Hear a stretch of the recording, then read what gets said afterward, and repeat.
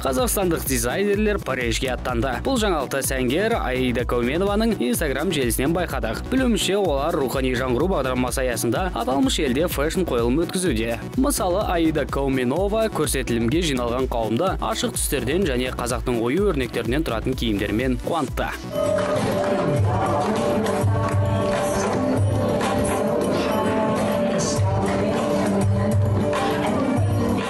Ал Наиль Байкучуков «Жәннат құстары» деп аталатын топтамасымен өзге елдің сәнгерлерін тамсандырды. Өйткені жаңа коллекциясы түрлі түсті көйлектер мен жылтыраған тастардан жасалған.